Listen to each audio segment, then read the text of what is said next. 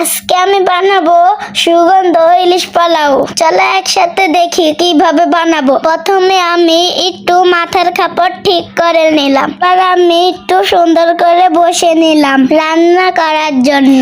এবার আমি একটা হাঁড়ি বসিয়ে নিলাম মাছগুলো মেরিনেট করার জন্য।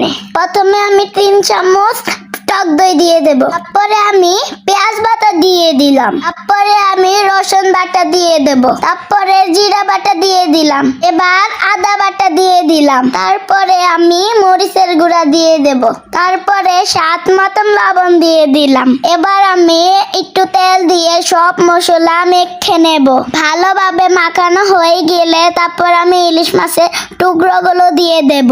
মাছের টুকরোগুলো দিয়ে মশলা সবগুলো ভালোভাবে মাছের গায়ে মেখে নেব।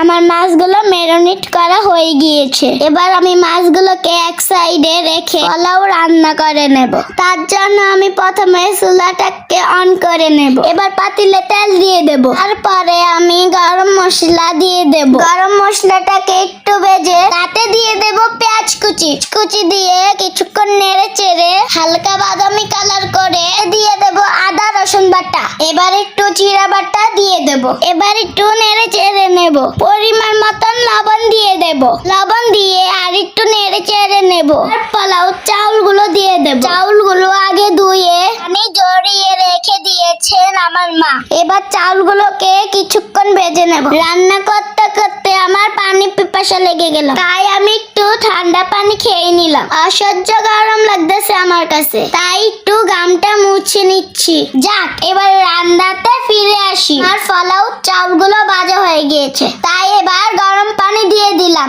এবার একটু নেড়ে চেড়ে তাতে দিয়ে দেব লিকুইড দুধ দিয়ে ভালোভাবে মিশিয়ে নেব। আমি ঢাকনা দিয়ে কিছুক্ষণ রান্না করে নেব। আমার পোলাও কিছুক্ষণ রান্না করা হয়ে গিয়েছে। এবার আমি পাতিলটাকে এক সাইডে রেখে এবার আমি মাছগুলো রান্না করে নেব। প্রথমে আমি মশলাগুলোকে ভালোভাবে কষিয়ে নেব।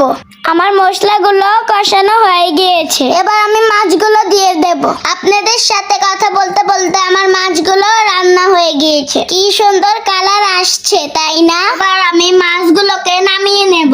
এবার আমি পোলাও কিছু সরিয়ে তাতে দিয়ে দেব মাছগুলো। মাছ দেওয়া হয়ে গেলে এবার আমি মশলাগুলো দিয়ে দেব। মাছ আর মশলা দেওয়া হয়ে গেলে এবার বাকি পোলাওগুলো মাছের উপরে দিয়ে দেব। পুরো মাছগুলো ঢেকে দিলাম পোলাও দিয়ে। ঢাকনা দিয়ে কিছুক্ষণ দমে দেব। ব্যাস, আমার রান্না করা হয়ে গিয়েছে। তো আমার রান্নাটা কেমন হলো অবশ্যই বলবেন। যদি আমার ভিডিও ভালো লাগে তাহলে অবশ্যই বলবেন, তাহলে আমি পরে আরেকটা রান্নার ভিডিও নিয়ে আসব। তো সবাই ভালো থাকবেন, সুস্থ থাকবেন, আমার জন্য সবাই দোয়া করবেন। আসসালামু আলাইকুম, আল্লাহ হাফেজ।